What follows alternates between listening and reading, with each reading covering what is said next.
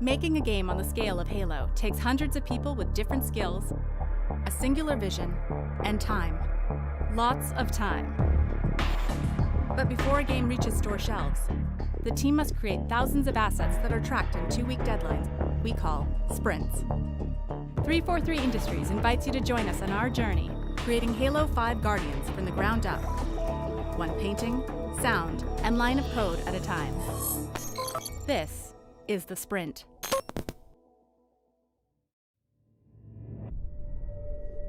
So, you guys will be in Sniper Rifle.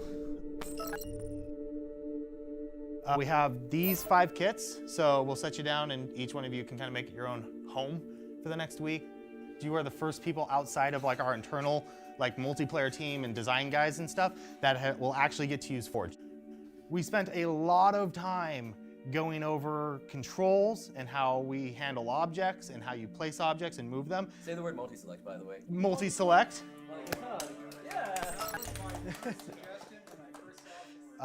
We kind of went through all of your guys' feedback that has like ever been posted by anyone on Forge. We spent a lot of time digging into it, but we really wanted to respond to all of the feedback because Forge for Halo 5 has been a pretty big undertaking from the Forge team. We want to just quickly run you through the tool. We're gonna kind of talk about like what we want for BTB maps, and then we're gonna go in and have you play the Forge maps we built so that we can then talk about kind of like how we did this stuff and the changes we made. And actually, Adrian just walked in. Adrian is our MP Arena level designer. Him and Quinn is the lead arena designer. They're gonna come in and they're gonna chat with you guys kind of every day, and there's just gonna be a sounding board for you guys as you work on your big team battle maps. Any terrain editing? We will get there. There is a lot of leeway to kind of like put your spin on it because you're gonna have to make changes and compromises to make the game feel right with our new weapon sandbox, our new player sandbox, and all of that stuff. The goal is that you guys have something that you feel really proud of, you feel like it's in a good place. I don't need it to be final. We'll make sure it's all bug fixed. If there are hot spots in the map where it's not 100% performant, we'll go through and we'll clean it up. We really want this to be a collaboration between you guys and the 343 team of making really cool maps that we launch shortly after we come out that the whole community gets to experience. And the simplest way I can put it is the sandbox team is responsible for all the toys you can find and use in the game. That means all vehicles, all weapons. Each weapon has a few different settings that makes the handling a bit different. One of the biggest parts is the aim assist. So you can see the reticle turns red when I'm close or almost on him. That means that the aim assist is fully engaged and your shots are going to go toward that target. Now, if we turn on the debug stuff here, you'll see a ton of different circles here. This little cross here that you see is actually where the bullets will bend towards, where your aim is actually corrected to. And as I go over him, you'll see it actually snaps to him. It kind of gets back to the center of my actual reticle. And this other angle out here, this is the magnetism. Magnetism basically means that we slow down your turning speed when you get close to an enemy. And the reason for that is that you won't just sweep over him. It'll kind of stick. And also, when you're inside of the magnetism cone, any movement that this guy does, your reticle will try and follow him to correct. So when a guy's strafing, if you're inside of the magnetism, you get a little bit of assistance to help track him. So you have to kind of find that balance where it's helping you enough. Maybe you don't notice that it's helping that Right. much. If we do our job well, you actually don't Yeah. have any idea that this is going on. Yeah, it just feels like you're that badass. Yeah, exactly. The sandbox team is responsible for basic movements, all new Spartan ability stuff that we've added for Halo 5. Right. So that's one of the times where we need to know how high can the Spartan jump? At what point can he clamber up? Maybe you don't want to be able to just make the jump in while shooting. You actually want to force the player to commit the time to actually do the clamber, so when he comes up here, he can't actually do it guns blazing. He has to do that little clamber Right, motion you have to get take in. away your control for a second, or at least you're shooting for a second. So the defenders at least have a little bit of chance of like getting the first shot at you as you come in here. Yeah. Especially for campaign, that's super important. You want to make sure that people can't get outside of the level, things like that. If you want to have a secret somewhere, that is hard to reach, but not impossible. Yeah. Same for vehicles too. If you have a jump that you want the player just to barely make with their Warthog, We have to know exactly how much lead-in you need for that jump, how big the jump has to be, the angle of the jump. We also want you to feel like you're barely kind of making some of these jumps. It doesn't feel too easy, it doesn't feel impossible to make the jump. Yeah. So that stuff ideally is locked super early before any art is touched that.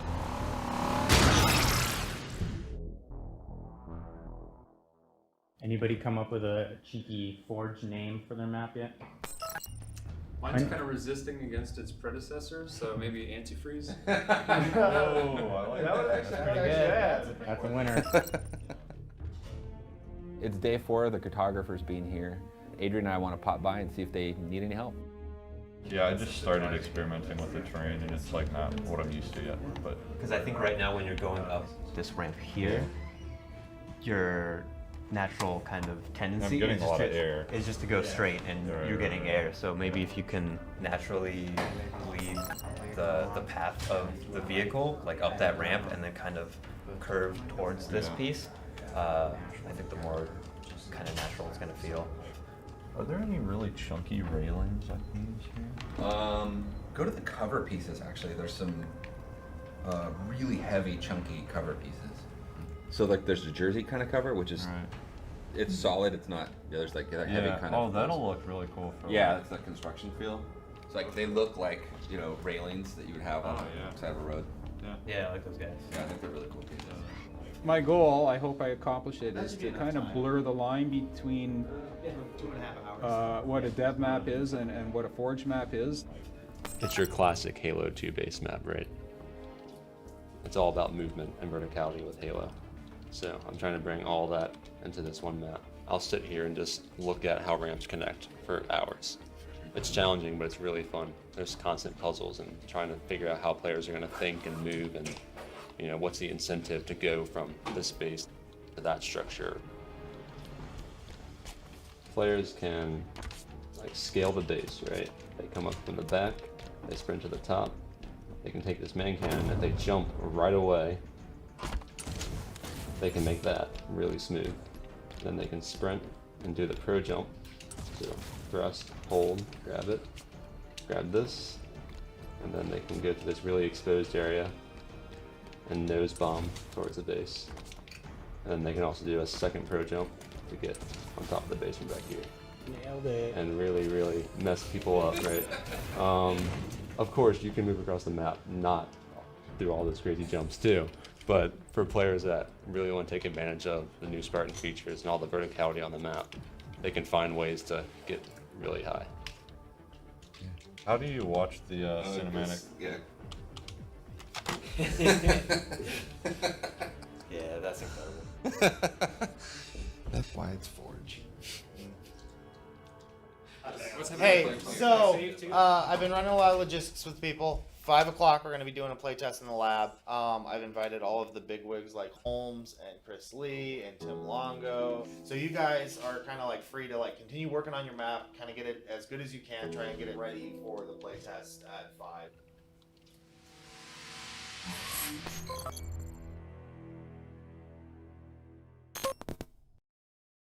There's 11 of us, 10 of us, and after all the campaign and multiplayer stuff is done for launch, all the 3D guys, we don't have to fix bugs because we don't actually implement anything. That's kind of a big deal, where all the 3D people who do all the modeling and texturing and art and animation have tons of bugs to fix and polish to get up to perf. And since we don't deal with that, we have a lot more bandwidth, relatively, to work on this stuff. It means a lot of multiplayer maps, a lot of armor suits, armor skins, and anything that'll be shipping in DLC. As some people talked about, we're doing this remix ideology where we use the palettes from some of the original multiplayer maps. In this case, with Mining Rig, we have the original Mining Rig as kind of this oil platform that's going through the desert, and this is more of a refinery, I guess, more of where they would refine molten glass, molten rock, and stuff like that. So this is an example of the geometry that I got back, and we decided that this would be the angle that I would paint over because this is that defining feature that really makes it different from the original Mining Rig. And so what I do here is try to retain the geometry because they have to, that's what they play tested, but still bring back the personality of the original sketch. The first things that I did were these quick little thumbnails, and I think this is the one that people kind of settled on. And then I started trying to light it and get, I keep sending it to the team through email. And as it moves through, you can see a lot of like iterative change where here, like very early on, there's like the lava waterfall established. But I kind of was losing inspiration on that, and I thought it would be more interesting to have kind of like a facility up top with large coolant tank, and kind of trying to figure out what that could look like. We ended up actually going back in the end to the lava fall again. So this goes off to game design and level design, who work together to come up with something inspired by this. You want to give the illusion that all of this stuff has story and a purpose, and not just be like some textured themed paintball course. And that's like the real challenge, is kind of selling it as something that's unique and cool and works versus just another MP map. Yeah, not just a collection of half walls and 45-degree ramps to jump over, but something that helps people buy into the fiction in the world.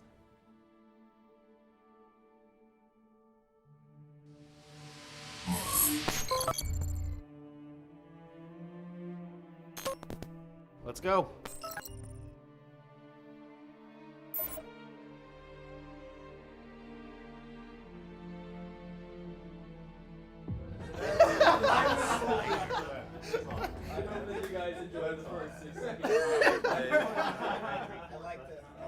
Oh, we never deleted it, did we? Well. All right, Quinn, take me out in a good way.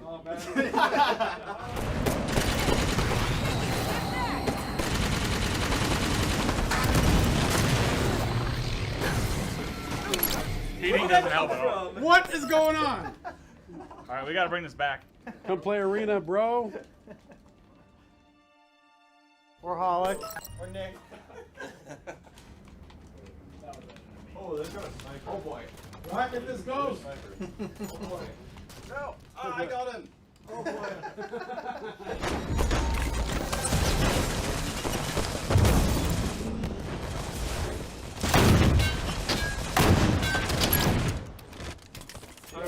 Crap, I think it's spun outside. Yeah, we'll go through and fix and clean those up. We'll get those cleaned up next time, but we got the majority of them.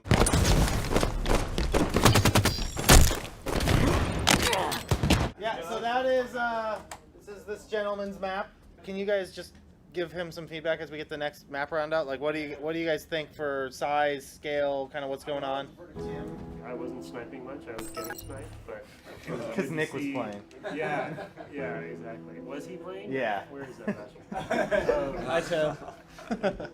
I think it's a really great small scale big team battle map. It's nice to have a mixture of different levels, and I think this definitely plays to a good infantry big team battle.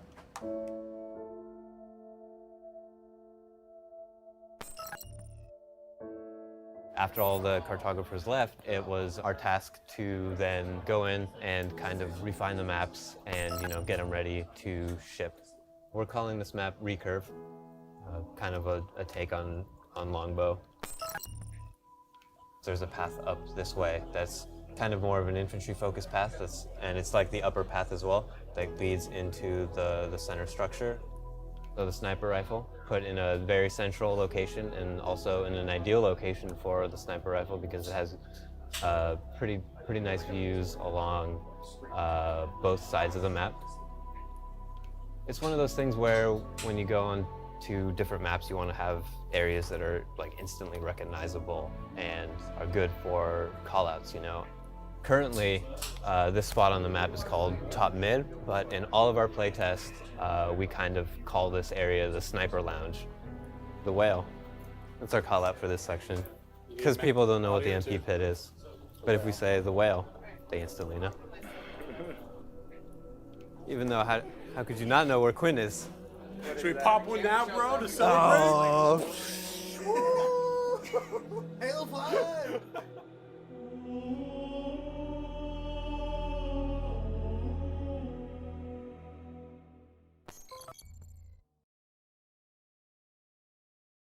So the beauty of Forge is that we're all able to take these maps and work on them. So, you know, we've had our producer, Mike Byron, take, yeah.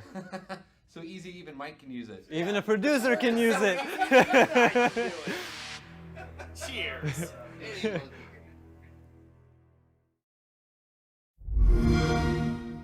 Get the Xbox One Limited Edition bundle.